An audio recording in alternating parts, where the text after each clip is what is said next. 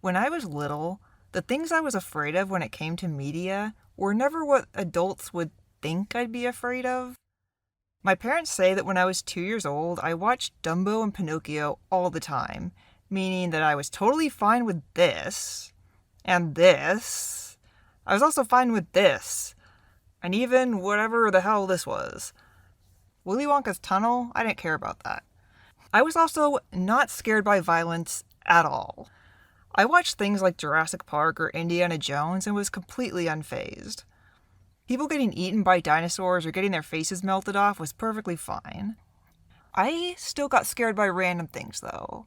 When I was 3 or 4 years old, I was terrified of this Felix the Cat cartoon. It was about a king and a castle. I don't know, I looked it up and it's this cartoon. I don't know why I was scared of it, and I don't think there was even a real reason.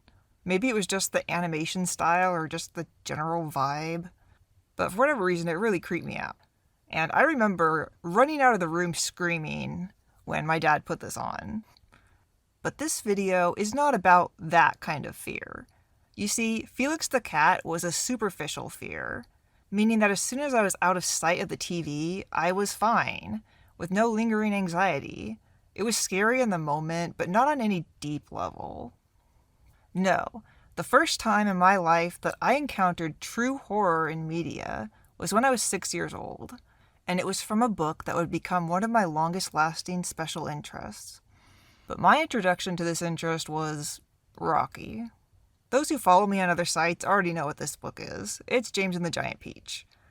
Now, before I talk about that, I want to explain something to give some more context. For as long as I can remember, my biggest fears have revolved around being trapped. This might seem a bit weird to people who know me in real life because I like to seek out small spaces. I like to sleep in a cocoon of weighted blankets and plushies and a heavy cat.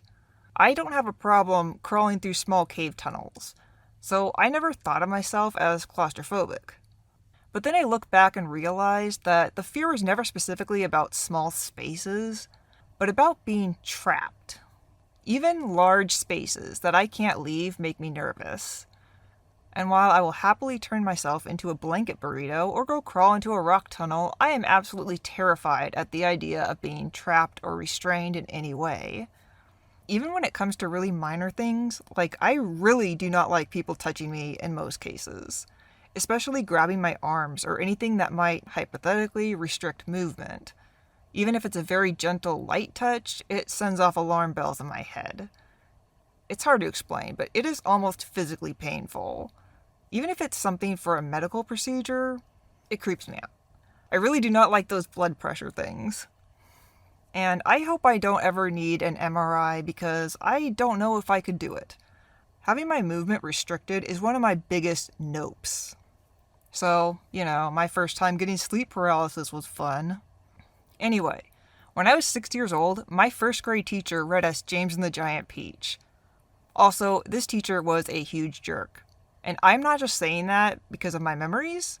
My parents have confirmed it. They were in the classroom at times and they saw things. They have stories. And yeah, it was specifically me she hated, basically just for being the autistic kid. But I'll go into that some other time. This is off topic, so stop talking about it, me. This horrible first grade teacher did one good thing in her life, and I don't even think it was on purpose. I think it was just what she was supposed to do. But that was reading James and the Giant Peach. She would read us a chapter or two every day. I fell in love with this story pretty much immediately, and I was really into it. It had bugs and fruit and adventure, and I loved all those things, especially the bugs. And I really, really loved the centipede character. Every time we read a few chapters, I would think about the story and wonder what would happen next. It felt pretty much magical. We were like halfway through it, and my autistic brain had already latched onto it and called it home. I had no idea what was in store. When the evil teacher got to the part of the book where the group encounters these creatures called cloudmen, I thought it was cool at first, because I loved danger in stories. That was totally my jam. And I was really excited about it. Then it got to this part of the book where the cloudmen are painting a rainbow. The The peach ended up crashing into the rainbow, which they were lowering down to Earth. And if you've only seen the movie, they don't have a way to steer the peach in the book. So, couldn't really avoid that. Chaos ensues as the peach gets trapped in the ropes from the rainbow, and a Cloudman tries to attack them by climbing down one of the strings that the seagulls are attached to. Centipede saves them, and the peach starts drifting away. It's very cool, and Little Mew is super into it. The Cloudmen then get really mad about the broken rainbow and start throwing stuff at the characters. But one of them pours a bucket of paint on the centipede, and you guys, I was not prepared for this. Basically, if you haven't read the book, this is freaky nightmare paint that stops you from moving, and when it dries, you become a statue.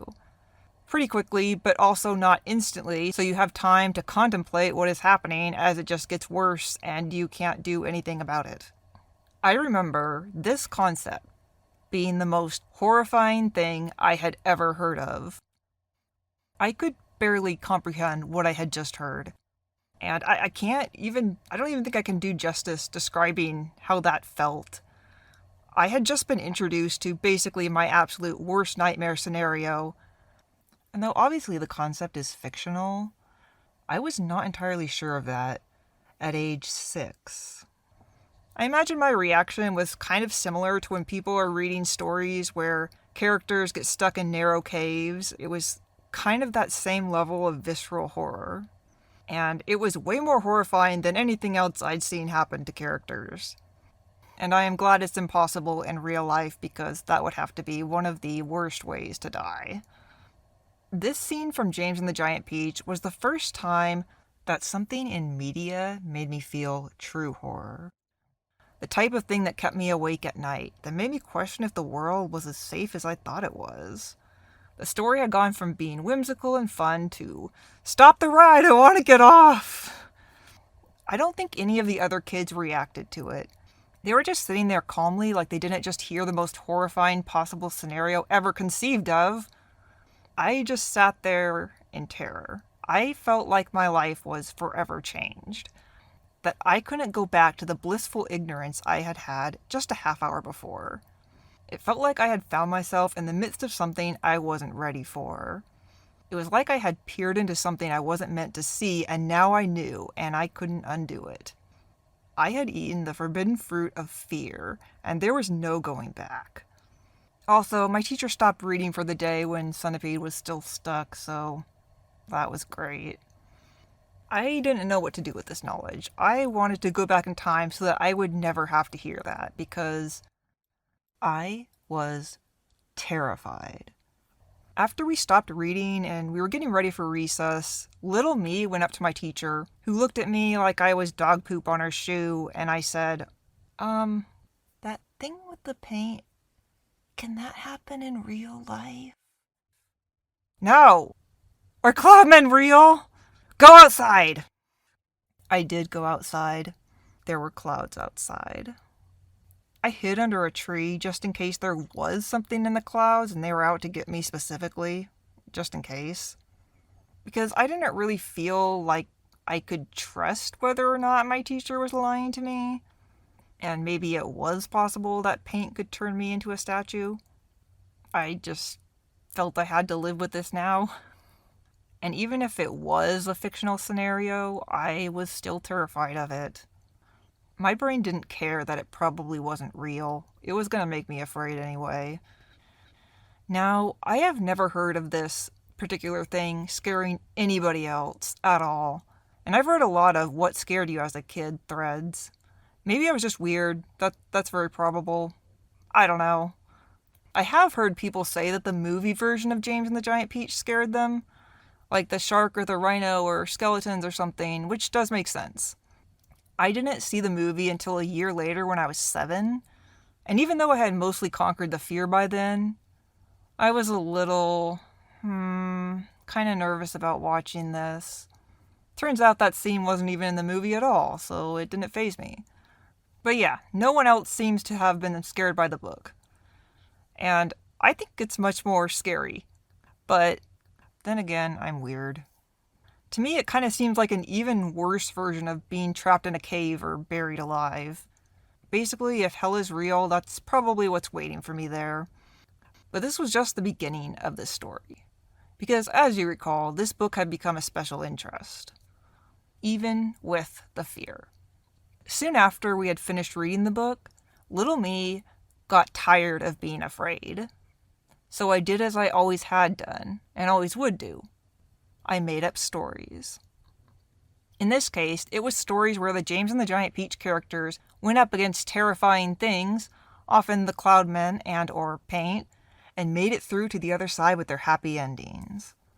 And it sounds like such a small thing, but it was really meaningful to me, even at that age.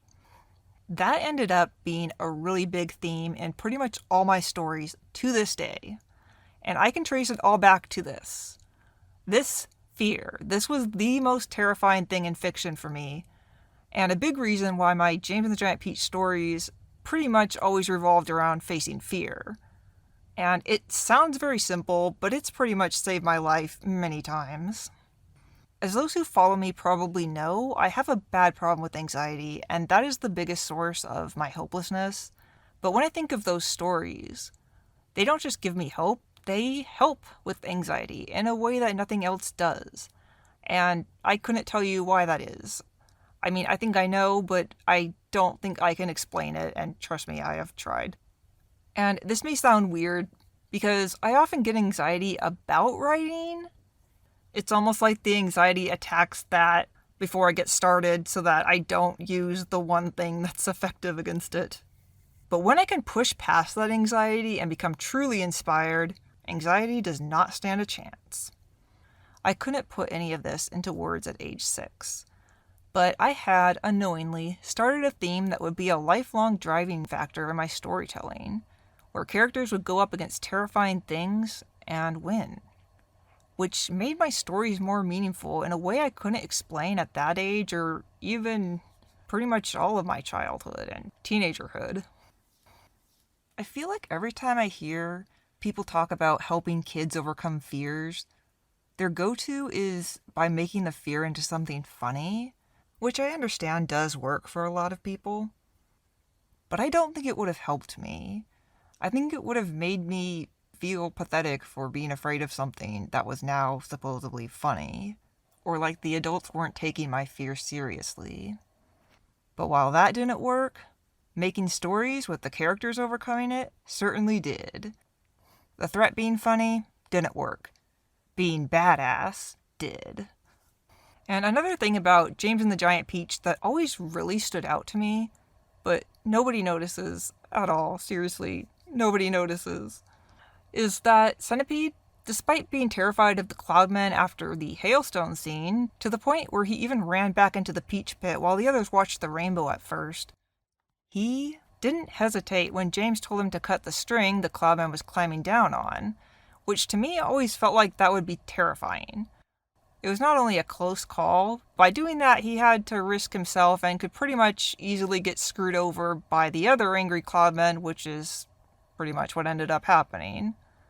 This little thing that no one seems to notice made a huge impact on me, and in a weird sort of way, it showed me I could be brave too.